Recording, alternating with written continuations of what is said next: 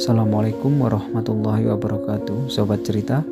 Semoga sobat semua dalam keadaan sehat, hati yang tenang, rizki yang mengalir deras dan penuh keberkahan.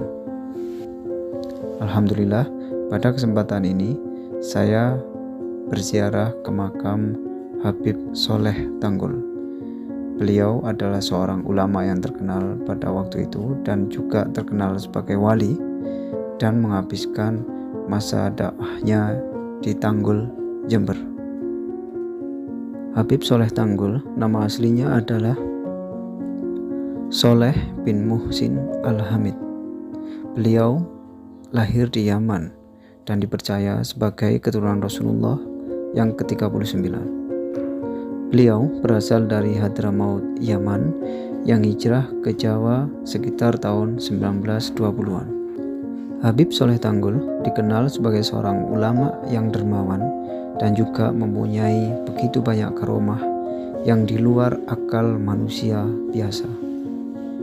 Semua itu didapatkan karena beliau adalah seorang ulama yang alim dan terkenal wali pada waktu itu sebagai seorang wali yang doanya begitu mustajab. Dikisahkan dulu beliau belajar ilmu tentang fikih tasawuf pada ayahnya sendiri.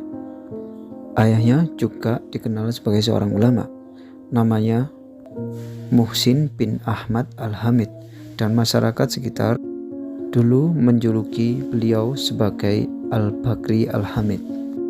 Sementara ibunya bernama Aisyah, berasal dari keluarga Al-Abud Ba-Umar. Habib Soleh Tanggul dulu juga berguru kepada seorang syekh yang bernama Said Bamudid, ulama kenamaan Wadi Ahmad.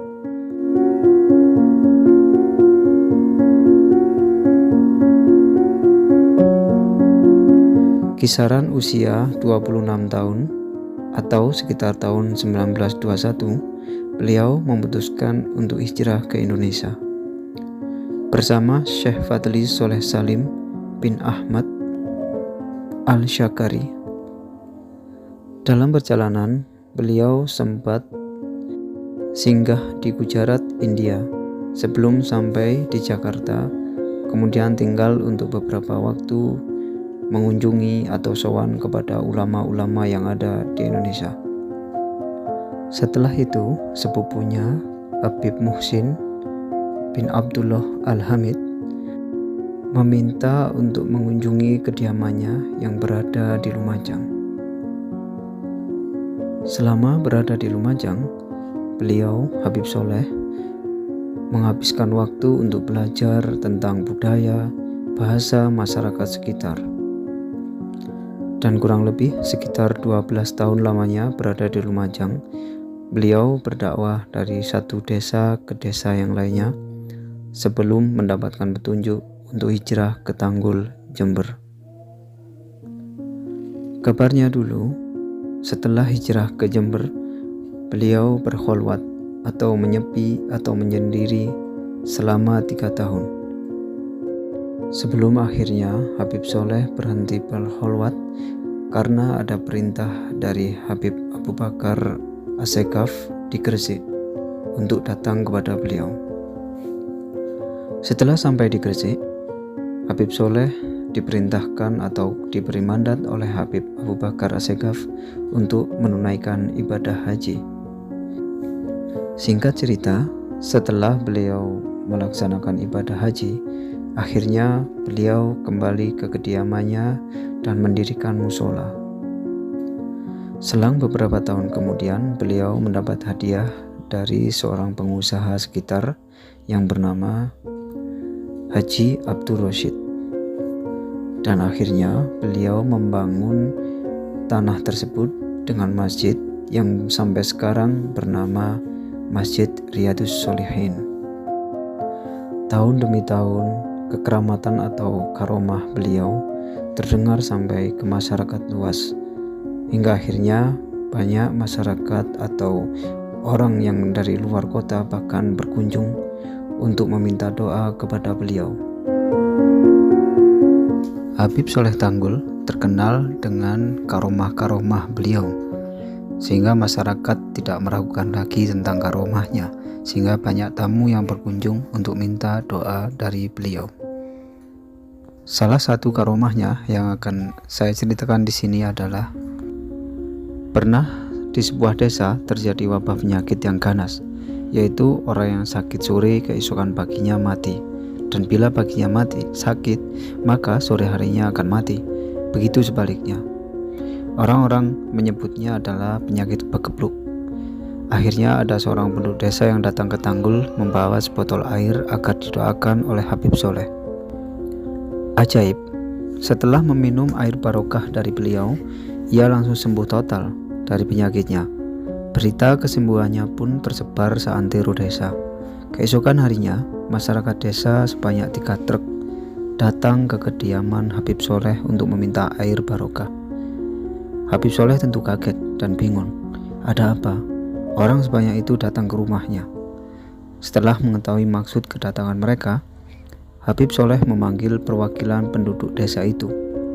Begini saja, di desa kalian ada danau, tanya Habib Soleh. Ada, Habib, jawab warga setempat. Habib lalu mengambil secari kertas, menuliskan sesuatu, menggulungnya, lalu berkata, ini kertas lemparkan ke danau, nanti semua penduduk suruh minum dari situ. Baik, Bib, jawab warga tersebut. Mereka lalu pulang dan melaksanakan apa yang diperintahkan Habib Soleh. Dan benar saja, penduduk yang minum dari air danau tersebut sembuh dan sehat kembali. Kemudian lurah desa takjub dengan hal itu. Akhirnya sekaligus dengan penasaran, lurah tersebut mengambil kembali tulisan yang ada di danau tersebut.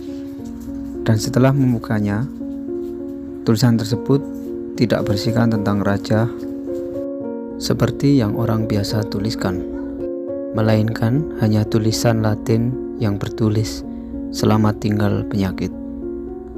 Subhanallah. Kemudian ada lagi cerita. Dulu cerita ini pernah diutarakan oleh Al-Habib Muhammad bin Soleh Al-Hamid Tanggul. Dulu ada pecinta Habib Soleh di daerah Ampel, Surabaya. Dia sedang sangat membutuhkan biaya besar untuk kebutuhan keluarganya. Di rumahnya terpajang foto Habib Soleh Tanggul, dan setiap ia melihat foto tersebut selalu bermohon kepada Allah dengan berkah Habib Soleh, semoga ia mendapatkan uang yang ia butuhkan. Hal itu dilakukannya berkali-kali, sampai pada akhirnya Habib Soleh didatangi oleh beberapa pejabat pemerintah utusan Adam Malik. Mereka datang membawa hadiah untuk Habib Soleh sejumlah uang yang begitu banyak.